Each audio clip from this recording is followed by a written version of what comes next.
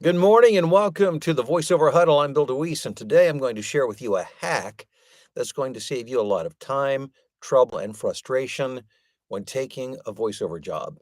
And let me just say, first of all, I just realized this morning, when you move and you've got a different setup and your equipment's not set up the way it was previously, sometimes there's little chinks in the armor that you don't realize until a little further along down the line. And I just realized this morning that YouTube is not allowing me to access the sound, my audio interface.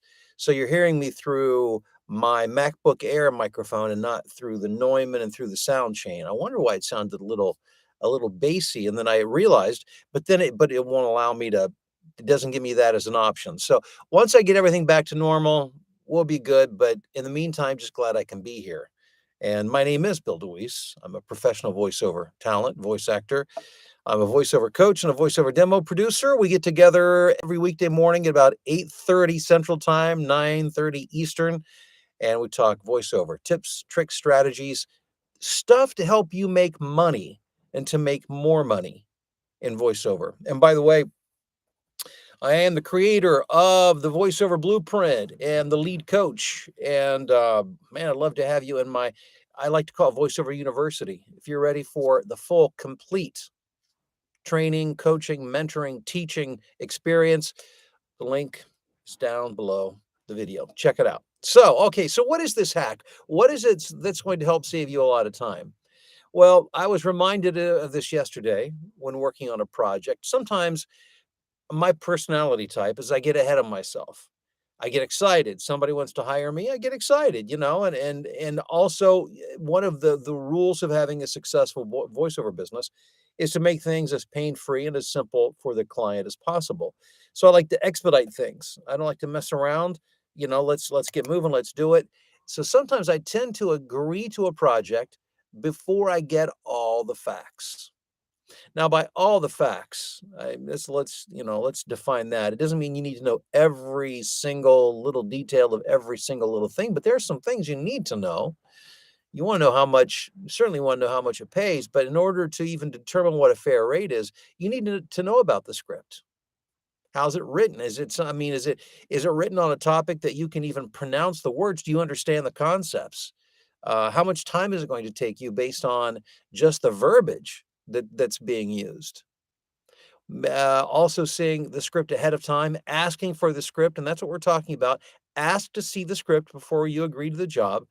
You'll find out how long it is, how difficult or not difficult it may be, how it's going to be used. Is it promotional in nature? You'll be able to tell very quickly whether it's for broadcast usage. Is it more online? And again, something that's promotional or commercial in nature is worth more than something that's, if it's customer facing, outward facing, there's more value than if it's internal, like e-learning or something like that. So just as a rule of thumb, before you go down the rabbit hole and before you get too terribly excited, just say, would it be possible for me to see the script ahead of time? So it allows you to see it. That script will tell you just about, not everything, but just about everything that you need to know. And also, it does something else that's very important. It allows you to record a sample to send back to your client.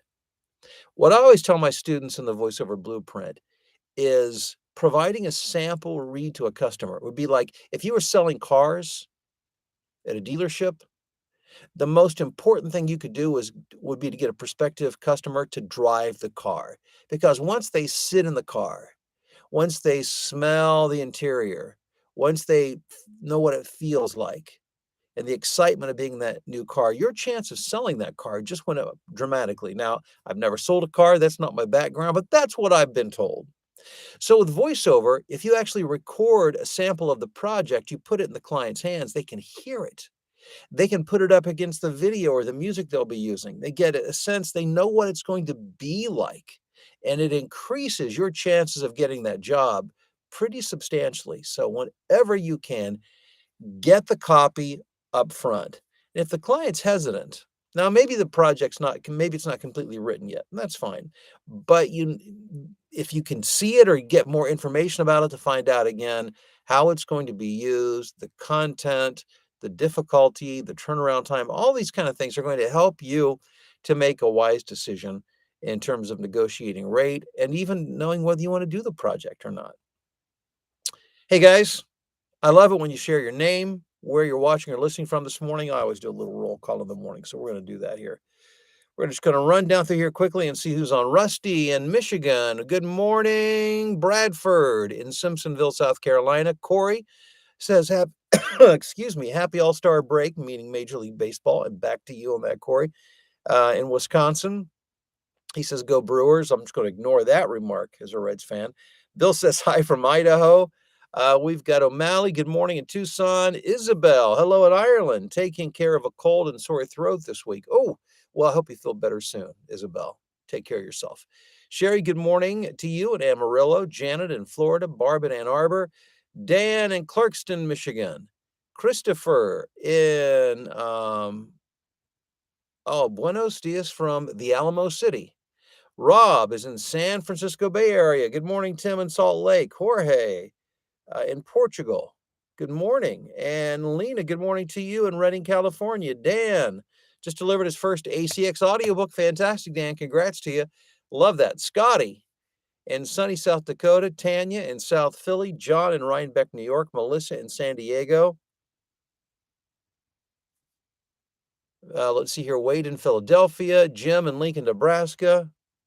Marlon, hello to you in Philadelphia.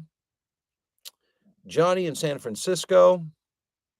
Sandra, going to start on ACX today. Fantastic, Sandra in Westerville. Sebastian, hello to you in East Sussex, England. Let's see here. Chan, good morning to you in Cottonwood Heights, Utah. Ty in Warsaw, Indiana. Chandler made a quick template for asking for the script and related questions. Chandler, smart man. I like that. There you go. Always be ready. Tess in Tequila, Georgia. Rob, how's it going in Loveland? Dan, let's see here. Anthony in Concord, North Carolina. Darab, thank you for the kind comments. I appreciate that. We've got Northern Virginia in the house and also Wally in Maryland.